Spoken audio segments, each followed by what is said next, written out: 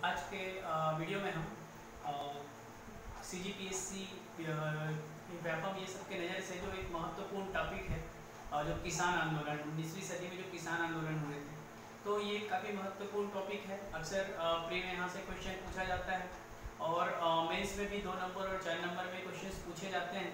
तो ये एक बहुत ही महत्वपूर्ण टॉपिक है, तो इस पर आज का वीडियो है।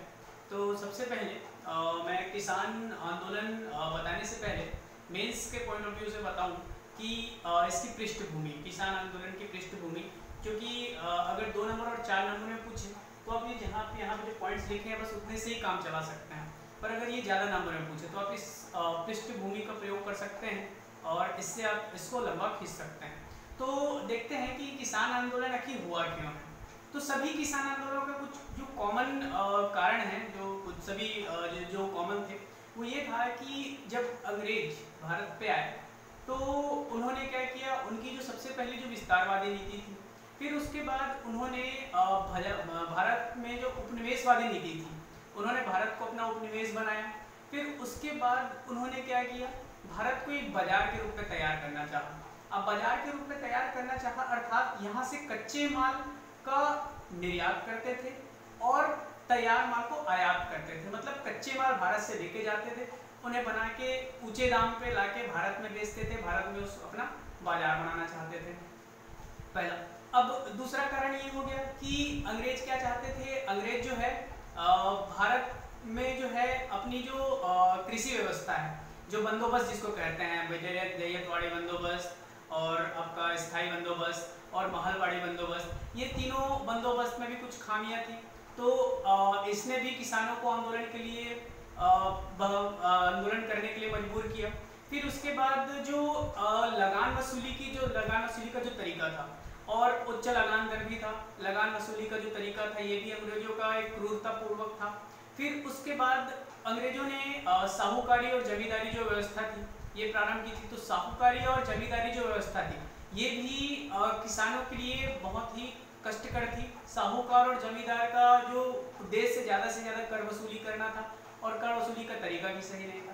तो इन सब कारणों ने जो है भारत में किसानों को आंदोलन करने के लिए प्रेरित किया और किसानों ने आंदोलन किया। तो ये सब जो पॉइंट थी ये पृष्ठभूमि थी कि जिन्होंने किसानों को आंदोलन के लिए मजबूर किया।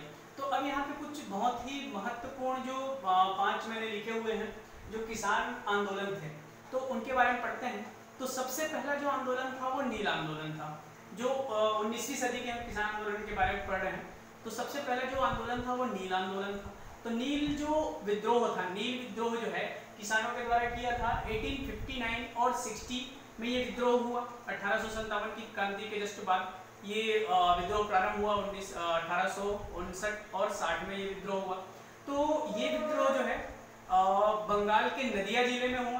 तो नदिया जिला जो गोविंदपुर बंगाल में स्थित है, यहाँ से प्रारंभ हुआ और इस जो विद्रोह है उसका उद्देश्य था कि नील की खेती, किसानों को अंग्रेजों के द्वारा उनकी जो खेती है कि कृषि भूमि है उसमें 1/3 भूमि पे जबरदस्ती नील की खेती करने के लिए मजबूर किया जाता था, जो कि किसानों के लिए फायदेमंद नहीं था और इससे भूमि भी बंजर होने की संभावना रहती थी।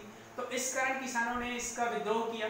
तो इस विद्रोह के जो प्रमुख नेता थे दिगंबर विश्वास और विष्णु विश्वास। तो दिगंबर विश्वास और विष्णु विश्वास के जो 2 नेता थे, किसान नेता, इनके नेतृत्व में जो है नील आंदोलन हुआ।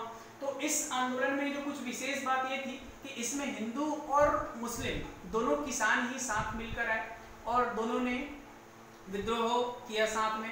फिर इसमें और कुछ विशेष बात ये थी कि प्रेस और जो मिशनरी थे इन्होंने भी इस आंदोलन का साथ दिया। फिर प्रेस और मिशनरी के साथ ये आंदोलन एक सफल आंदोलन के रूप में आया और इस आंदोलन का परिणाम ये हुआ कि अंग्रेजों को जो है ब्रिटिश शासन को नील आयोग का गठन करना पड़ा। तो 1860 में इस विद्रोह के कारण जो है नील आयोग का गठन किया गया। फिर उसके बाद और इसमें विशेष बात ये देखते हैं कि जो दीनबंधु मित्र थे उन्होंने अपने पुस्तक नील दर्पण में इस विद्रोह का वर्णन किया और साथ ही जो हरिश्चंद्र मुखर्जी थे उन्होंने समाचार पत्रों के द्वारा इस विद्रोह का प्रचार किया। तो ये था नील विद्रोह। अब उसके बाद अगले विद्रोह की ओर चलते हैं, पावना विद्रोह। तो पावना विद्रोह जो है 1873-76 के बीच में हुआ, 1873 से 76 के बीच में हुआ। इस विद्रोह जो है पबना जिले में बंगाल, पश्चिम बंगाल में हुआ। तो पश्चिम बंगाल यूसुफशाही परगने में हुआ। तो इसके जो प्रमुख नेता थे वो थे ईशान चंद्र राय और केशव चंद्र राय और शंभुनाथ पाल। तो यह जो विशेष है, यह जो आंदोलन है, इस आंदोलन में विशेष ये थी कि ये आंदोलन सिर्फ साहूकारों के जमींदारों के विरुद्ध था। जमींदार और साहूकार क्या करते थे, किसानों को कर्ज देते थे। अब कर्ज के बदले वो क्या करते थे, उनसे उनकी जमीन, उनके घर और चीजें गिरवी रखवा लेते थे। फिर उसके बाद अगर वो जो है कर्ज लौटा नहीं पाते थे किसान, तो फिर क्या करते थे, ये जमींदार जो उनके वो है घर है, जमीन है, उसकी नीलामी कर देते थे, उसकी बिक्री कर देते थे। तो किसान इस चीज से परेशान थे। तो इसलिए उन्होंने ईशान चंद्र राय, केशव चंद्र राय और शंभुनाथ पाल आदि नेताओं के नेतृत्व में विद्रोह कर दिया। तो इस आंदोलन में विशेष बात ये थी कि इसमें पाबना विद्रोह में जो किसान थे वो ब्रिटिश शासन के खिलाफ नहीं थे, वो सिर्फ जमींदारों के खिलाफ थे। और उल्टा इसमें ब्रिटिश शासन के लिए कृतज्ञता प्रस्तुत की गई थी। तो इसमें किसानों का एक नारा था, जिससे ये साफ क्लियर हो जाएगा कि उसमें अंग्रेजों के लिए कृतज्ञता थी। इसमें उन्होंने नारा दिया कि हम महारानी व सिर्फ महारानी के ही रैयत होना चाहते हैं, हम महारानी व सिर्फ महारानी के ही रैयत होना चाहते हैं, अर्थात हम डायरेक्ट सिर्फ महारानी के अंडर रहना चाहते हैं, जमींदारों से हमको मुक्ति चाहिए थी। तो उन्होंने क्या किया, इस आंदोलन में जमींदारों से उन्होंने जो डिग्री थी, जो उनके नीलामी पत्र थे, ये सब प्राप्त करके उन्हें नष्ट कर दिया। अब इस आंदोलन में एक और विशेष बात ये थी कि इंडियन एसोसिएशन द्वारा इसका समर्थन किया गया। तो बंकिम चंद्र चटर्जी और कुछ यहाँ के जो इंडियन एसोसिएशन के नेता थे, उन्होंने इस आंदोलन का समर्थन किया। अब अगले आंदोलन की ओर चलते हैं। तो जो अगले विद्रोह की ओर चलते हैं, तो अगला जो विद्रोह है, किसान विद्रोह, वो दक्कन विद्रोह था।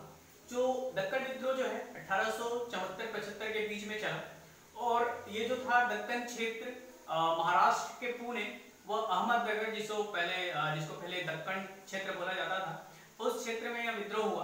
तो यह क्षेत्र भी कुछ पाबना विद्रोह की तरह ही था। इसमें भी जिसका उद्देश्य था, ये साहूकारों और जमींदारों से छुटकारा ही पाना था। साहूकार और जमींदार क्या करते थे, किसानों से उनकी जमीन के बदले कर के बदले उनसे जो उनको लोन देते थे, उसके बदले वो उनकी जमीन और उनके घर जो है गिरवी रख लेते थे। और फिर लोन और जो कर नहीं चुका पाने पर वो किसानों से क्या करते थे, उनकी जमीन, गिरवी रखी हुई जमीन की नीलामी कर देते थे या उन्हें बंदी बना लेते थे। तो इस तरह जो है ये दक्कन विद्रोह जो है किया गया। तो इसमें क्या किया गया, विद्रोह में किसानों ने क्या किया, जमींदारों से, साहूकारों से जो क्या था, उनका डिक्रीज थे, जो भी उनकी जो ऋण पत्र थे, इन्हें छीन कर नष्ट कर दिया गया, जैसे पाबना विद्रोह में किया गया था।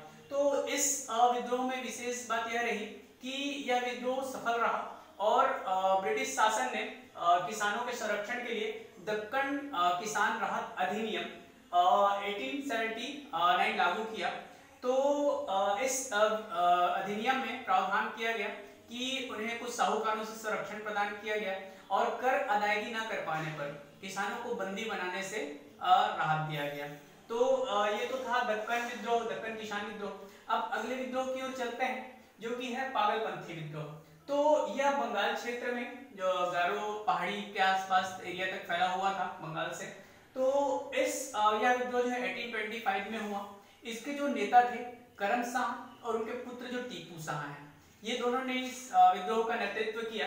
तो ये विद्रोह में विशेष बात ये थी कि यह एक अर्ध धार्मिक प्रकृति का था। अर्ध धार्मिक कहने का मतलब, इस विद्रोह में किसानों ने जो विद्रोह किया उसका मेन जो उद्देश्य था, समानता, भाईचारे और सत्य, ये सब मैटर को लेकर उन्होंने विद्रोह किया।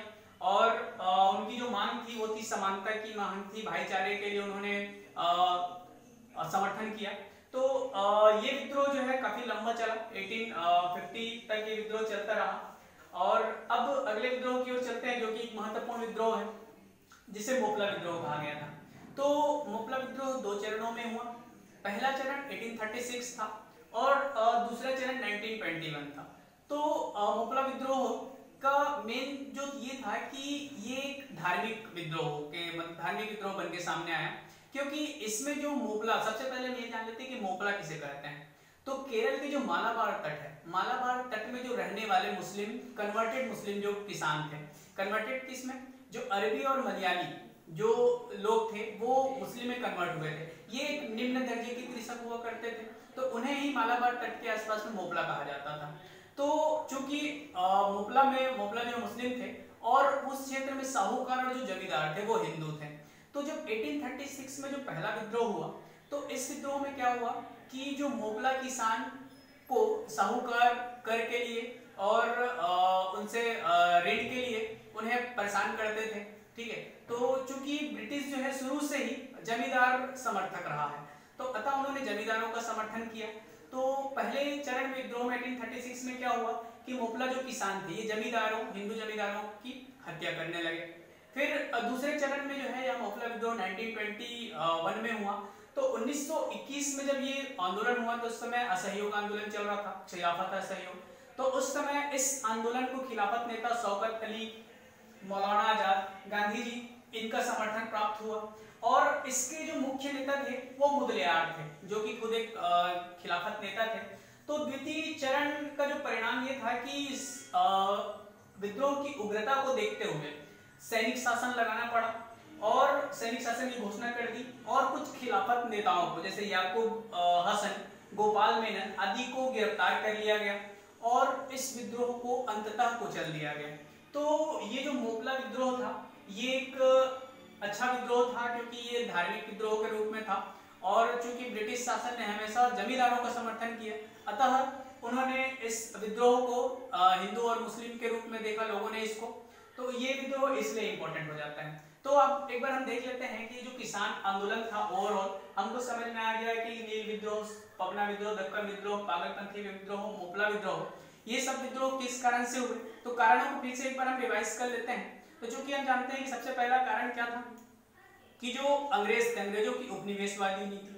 दूसरा ये था कि वो भारत को बाजार बनाना चाहते थे, कच्चे माल को यहाँ से ले जाते थे, निर्यात करते थे, और तैयार माल को आयात करते थे, मतलब बाजार के रूप में तैयार करना। तीसरा, किसानों को जबरदस्ती नकदी फसल की खेती कराने के लिए मजबूर करते थे। चौथा ये था कि किसान जो है इनकी कृषि बंदोबस्त व्यवस्था, जो स्थायी व्यवस्था, महलवाड़ी व्यवस्था और रैयतवाड़ी, इसमें भी कुछ खामियों से परेशान थे। फिर अगला था कि उस समय अक्सर अकाल की परिस्थिति बड़ी रहती थी, लेकिन कर अदायगी का जो तरीका था ये भी गलत था। तो इस प्रकार इन सब कुछ कारणों से ये सारे विद्रोह हुए। Thank you.